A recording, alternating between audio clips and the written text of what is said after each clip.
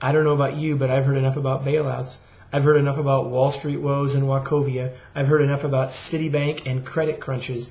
Here's what I know. All of that stuff outside of our control. Do we need to know something about it? Sure we do. Do we need to focus on it? Absolutely not. Here's what I'm going to suggest to you today. We need to focus on what's inside of our sphere of control. What's inside of our sphere of control is what we focus on and what we do and how we can have an impact on our world.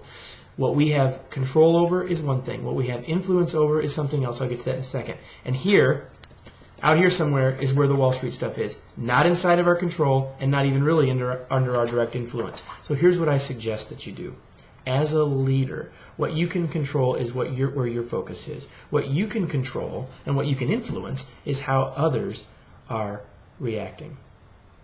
What I know is that when people are engaged and focused and working on meaningful, important things, other things that are less immediately important fall off their radar. This is why when I'm really engaged in something else, I don't even miss watching football. Here's the thing. As leaders, here's our opportunity to influence and make a difference right now. The way we can do that is focus on developing other people. Focus on how we can engage and challenge people. How do we do that? Number one, find ways to give people a new, more meaningful goal. Number two, refocusing them on things that are more important. Number three, reminding them that the stuff that's going on Wall Street isn't in our control. And number four, now's the perfect time to delegate new things to people.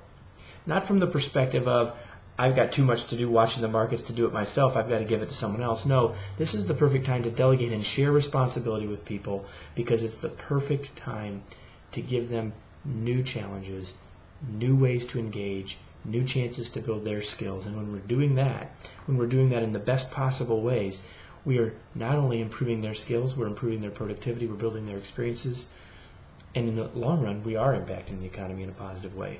But the reason to do it is to focus on what's inside of our control and what's inside of our sphere of influence. What we can control is our reaction. What we can influence is the way that we impact those that we work with and lead. My suggestion today is find new ways to engage and challenge people. Find new ways to get them focused on more important things that are inside of their control. When you do that, you'll get better results.